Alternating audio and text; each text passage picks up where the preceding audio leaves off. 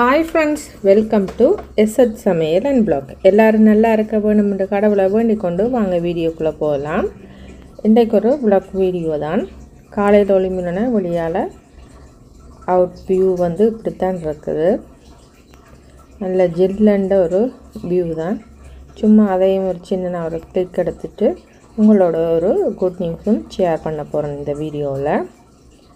இதுதான் இங்கே school bus வந்து பிள்ளைகளை ஏற்றுறதுக்கு வந்திருக்கு. அதையும் சும்மா உங்களோட ஷேர் பண்ணுவோம்ண்டு சின்ன ஒரு கிளிக் எடுத்தேன். முதல் நாள் நைட் வந்து அடுப்பு எதுவுமே துறைக்கையில் டயர்டாக இருந்துச்சு. இப்போ அப்படியே படுத்துட்டேன். அடுப்பு வந்து ஒளிமினோட பார்க்க இப்படி இருந்துச்சு. சரி, அதை முதல்ல எல்லாத்தையும் க்ளீன் பண்ணிவிட்டு அதுக்கு பிறகு தான் பால் அடுப்பில் வைக்க போகிறேன். இப்போ எல்லாம் க்ளீன் பண்ணிட்டேன். இனி அடுப்பில் பாலை வச்சுட்டு மகனை ஒளிம்பிட்டார். மகனை ப்ரஷ் பண்ண கூட்டிகிட்டு போகிறேன். பால் தண்டைப்பாட்டிலேருந்து கொதிச்சிட்டு இருக்கு. என்னோடய மார்னிங் பிரேக்ஃபாஸ்ட் வந்து 1 ஸ்லைஸ் பானை வந்து ரோஸ்ட் பண்ணி பீனட் பட்டரோட ஒரு ஒம்ப்லேட் சின்னதாக ஒரு தோஃபுவும் பொரித்து சாப்பிட்டேன் நான். இதுதான் என்னோடய பிரேக்ஃபாஸ்ட். மகனுக்கு வந்து சீரியலும் பாலும் கொடுத்தேன் நான். அப்படியே கையோடைய காலையில் செய்த பாத்திரங்கள் எல்லாத்தையும் கழுவி எடுத்துட்டேன். அநேகமான யூடியூப் உறவுகள் வந்து கேட்டிருந்தேன், நீங்கள் ஏன் ஒழுங்காக வீடியோ போடுற இல்லை என்று கேட்டிருந்தேன். நீங்கள் வீடியோ போடாததுக்கு காரணம் வந்து இதுதான்.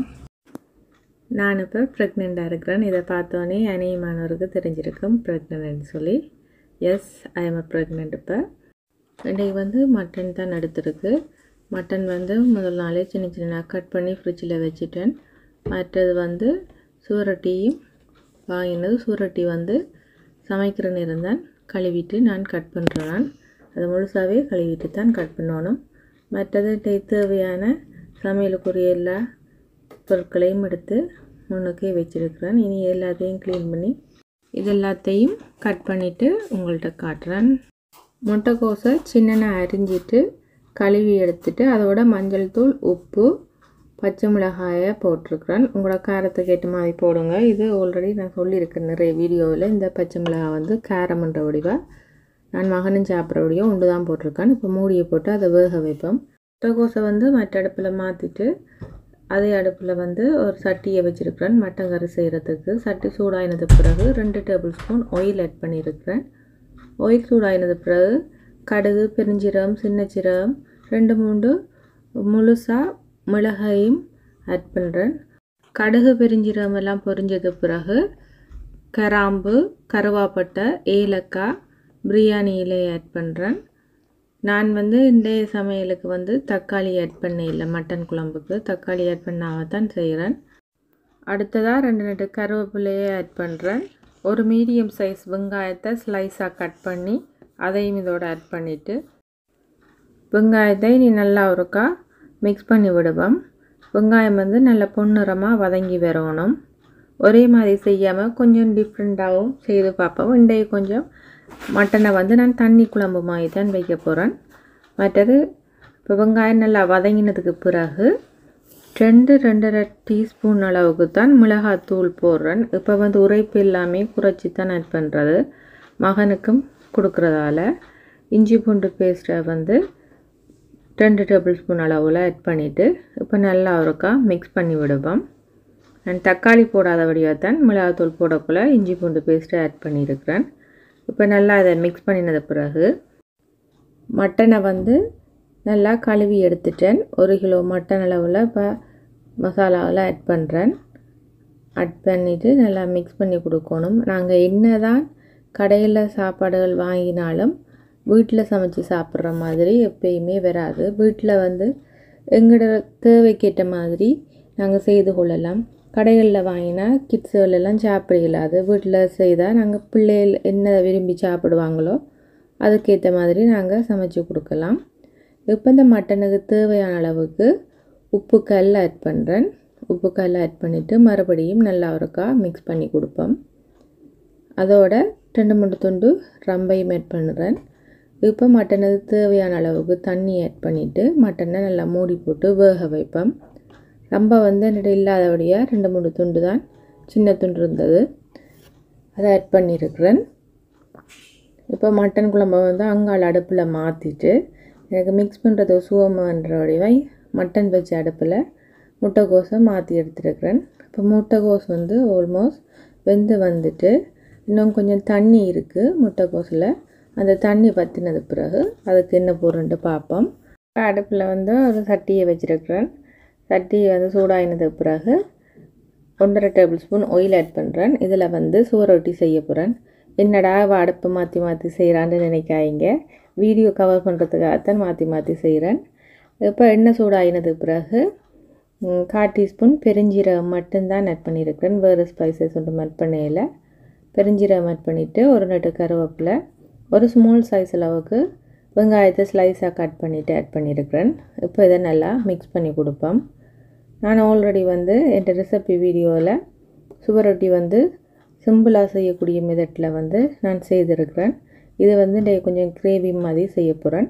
இப்போ வெங்காயம் வதங்கினதுக்கு பிறகு ஒரு ஸ்மால் சைஸ் தக்காளி பழத்தையும் சின்னனாக கட் பண்ணி ஆட் பண்ணியிருக்கிறேன். 1 டேபிள் ஸ்பூன் அளவில் இஞ்சி பூண்டு பேஸ்ட்டையும் ஆட் பண்ணி நல்லா மிக்ஸ் பண்ணி விடுவோம். இப்போ சமைக்கிற சமையல் எல்லாத்துக்குமே உரைப்புகளை குறைச்சி தான் போடுறது. மறுபடியும் சொல்கிறேன், கிட்ஸ் சாப்பிட்றது மற்றது நானும் ப்ரெக்னெண்ட்டாக இருக்கிற வடிவாக உரைப்புகளை குறைச்சி தான் சாப்பிட்றேன். இப்போ முட்டைக்கோஸில் வந்து தண்ணியெல்லாம் வற்றி வந்துட்டு அதுக்கு பிறகு ஒரு நட்டு கருவேப்பிலையை ஆட் பண்ணுறேன். ஒரு ஸ்மால் சைஸ் அளவுக்கு வெங்காயத்தை கையால் ஸ்லைஸாக கட் பண்ணிவிட்டு இப்படி உதிர்த்தி போடுறேன். இப்போ இங்கால வந்து வெங்காயம் தக்காளி எல்லாம் வதங்கினது பிறகு சுவரொட்டியை அதுக்குள்ளே ஆட் பண்ணிவிட்டு நல்லா இருக்கா மிக்ஸ் பண்ணி விடுவோம். இந்த முட்டைக்கோஸ் வந்து சிம்பிள் ஆனால் நல்லா ருசியாக இருக்கும். ஒரு முறை இந்த முட்டைக்கோஸ் செய்கிற மாதிரி செய்து பாருங்கள். இப்போ வந்து சுவரொட்டிக்கு 1 டேபிள் ஸ்பூன் அளவுக்கு தான் மிளகாத்தூள் ஆட் பண்ணுறேன். தேவையான அளவு உப்பு கல்லையும் ஆட் பண்ணிவிட்டு நல்லா இருக்கா மிக்ஸ் பண்ணி கொடுப்போம். சுவரொட்டியை எப்பயும் வந்து நாங்கள் கட் பண்ணிவிட்டு கழுவக்கூடாது, முழுசாகவே கழுவிட்டு தான் எப்பயுமே சுவரொட்டி கழுவணும். அப்போ தான் அதில் உள்ள ரத்தமெல்லாம் எங்களுக்கு வந்து அந்த கறியில் கிடைக்கும். இல்லைன்னா ரத்தமெல்லாம் கழுவி வெளியால் போயிடும். இங்கால முட்டைக்கோஸையும் மிக்ஸ் பண்ணி விடுறேன். இப்போ வந்து முட்டைக்கோஸுக்கு 2 டேபிள் ஸ்பூன் அளவுக்கு தேங்காய் பூ ஆட் பண்ணுறேன். தேங்காய் பூவையும் ஆட் பண்ணிவிட்டு நல்லா ஒருக்கா மிக்ஸ் பண்ணி விடுவோம். இந்த முட்டைக்கோஸ் வரைக்கு வந்து 1/4 டீஸ்பூன் சின்ன சீரகத்தை நல்ல பவுடராக இடித்து எடுத்துருக்கிறேன். இப்போ இந்த வரைக்கு ஆட் பண்ணிவிட்டு இந்த சின்ன சீரகம் தான் இந்த வரையோட ருசியே எடுத்து கொடுக்கும். கடைசியாக சுவைக்கேற்ற மாதிரி தேசி புளி ஆட் பண்ணுறேன். உங்களுக்கு எந்தளவு புளி தேவையோ அதுக்கேற்ற மாதிரி தேசிக்காய் புளி ஆட் பண்ணிக்கொள்ளுங்க. மிக்ஸ் பண்ணினோம்னா சுவையான முட்டைக்கோஸ் வரை வந்து ரெடி. சிம்பிள், எண்ணெய் எதுவுமே இல்லை, நல்ல ஹெல்த்தியான வரை. ஒரு முறை இது மாதிரி ட்ரை பண்ணி பாருங்கள். சுவரொட்டி வந்து ஓரளவு வதங்கினதுக்கு பிறகு 1/2 டேபிள் ஸ்பூன் அளவில் கரம் மசாலா பவுடர் ஆட் பண்ணுறேன். இது வந்து கோமேட் கரம் மசாலா பவுடர் தான். இப்போ நல்லா இருக்கா மிக்ஸ் பண்ணி விடுவோம். மிக்ஸ் பண்ணினதுக்கு பிறகு சுவரொட்டி வேகிற அளவுக்கு 1/4 கப் அளவுக்கு தண்ணி ஆட் பண்ணுறேன். தண்ணி ஆட் பண்ணிவிட்டு நல்லா மிக்ஸ் பண்ணிவிட்டு மூடி போட்டு இதை வேக வைப்போம். நான் அடுப்பை மாற்றிட்டு வேக வைக்கிறேன். ரெண்டாவது சின்ன சட்டின்ற வடிவாக அது பின்னுக்குள்ளது சின்ன அடுப்பு. அடுத்ததாக குக்கும்பர் சாலட் தான் போட போகிறேன். அதுக்கு வந்து ஸ்லைஸாக வெங்காயத்தை கட் பண்ணி ஆட் பண்ணியிருக்கிறேன். தக்காளி சின்னனாக கட் பண்ணி ஆட் பண்ணியிருக்கிறேன். குக்கும்பரும் சின்னனாக கட் பண்ணி ஆட் பண்ணியிருக்கிறேன். இது அளவு இல்லை, உங்களுக்கு எந்த அளவு தேவையோ அதுக்கேற்ற மாதிரி ஆட் பண்ணிக்கொள்ளலாம். தேவையான அளவுக்கு உப்பு தூளையும் ஆட் பண்ணிவிட்டு ஜோக்கட் தான் ஆட் பண்ணி மிக்ஸ் பண்ண போகிறேன். உங்களுக்கு வந்து ஜோக்கட் பிடிக்க இல்லைன்னு சொன்னால் ஜோக்கட்டுக்கு பதிலாக நீங்கள் வந்து மிளகு தூளும் தேசிக்காய் புளியும் ஆட் பண்ணி மிக்ஸ் பண்ணுங்கள். அதுவும் நல்லா இருக்கும்.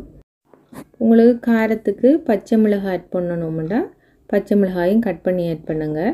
நான் மகன் சாப்பிட்ற வடிவாக பச்சை மிளகாய் ஆட் பண்ண இல்லை. இப்போ நல்லா மிக்ஸ் பண்ணினோம்னா ஹெல்த்தியான குக்கும்பர் சாலட்டும் வந்து ரெடி.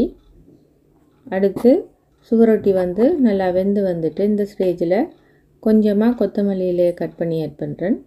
புளிப்பு சுவைக்கேற்ற மாதிரி கொஞ்சம் தேசிக்காய் புளி ஆட் பண்ணிவிட்டு மிக்ஸ் பண்ணினோம்னா சுவரொட்டி கிரேவியும் ரெடி ஆகிடும். இப்போ வந்து ஆல்மோஸ்ட் இந்த சமையலெல்லாம் ரெடியாகி வந்துட்டு மட்டன் குழம்பு மட்டும்தான் அடுப்பில் வெந்து கொண்டிருக்குது. அப்படியே கையோடைய சிங்கில் உள்ள சட்டி பானைகள் எல்லாமே கழுவி சிங்கையும் கழுவிட்டேன்.